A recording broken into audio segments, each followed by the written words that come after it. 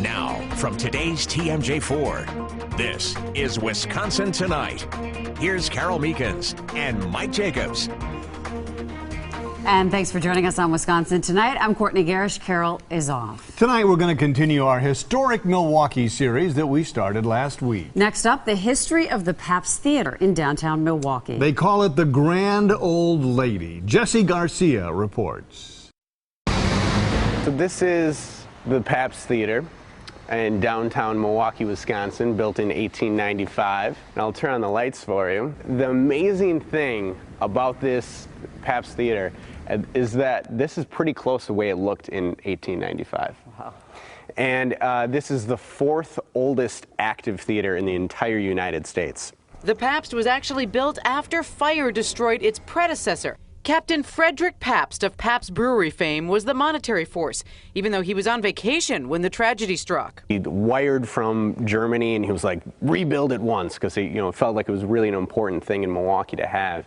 And it was an absolute innovative marvel of its day. This was the first theater in the United States to have both electricity and air conditioning.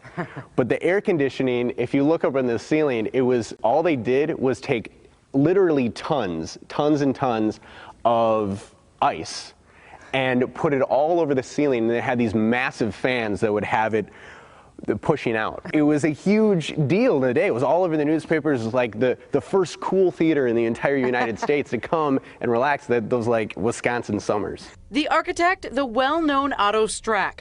It was designed to look like a European opera house. Go up some twisty stairs off to the side of the stage, and you'll come to something else truly unique. We are basically on the top of the Pabst Theater right now. There's probably been, outside of our stagehands and our staff, there's only been a few people, a few regulars there out in the world, and definitely no press up here. So this is like the original pulleys and ropes and everything that moves all the backdrops for all the different plays that used to happen here. You can almost feel 1895 just standing here. Exactly, like being out, in the theater, sometimes you can forget, just how really ancient this building is. And in the early 70s, this is as close as you can get to being torn down. Milwaukee's Mayor Henry Meyer and the Common Council saved it, along with philanthropist Michael Cudahy, who set up a nonprofit foundation to buy it for $1 from the city. It really is a lesson that we can learn today to really hold on to these things that make our city extremely unique. Up in these rafters, signatures from the 1970s stand out, but there are others further back that date circa the 30s. Back on stage, Andy points out other special items. Those are the original backings of those seats. Behind those curtains are actually old organ pipes. This is Wagner over here, and this is Beethoven over here. It's kind of just looking on everyone and judging them to see if they are really enjoying their musical performance this evening. Amidst all the history, amenities make it modern. An elevator orchestra pit, and a hip backstage area. We actually have an executive chef, sous chef, a pastry chef that comes and actually makes meals for the bands. That really sets Milwaukee apart, and then they can relax and listen to some records and play video games. The vintage vinyl is a nod to history and something musicians love. This is one of the 3 dressing rooms that we have back here at the Pabst Theater. Large private spaces include a shower area. No tour of the Pabst would be complete without heading back out to the highest seats. Here we are in the gallery, in the very top of the theater, and this is the crown jewel of the theater, the chandelier, and that chandelier weighs 2.25 tons. It has approximately 33,000 crystals on it. Cleaning such a beauty is quite an event.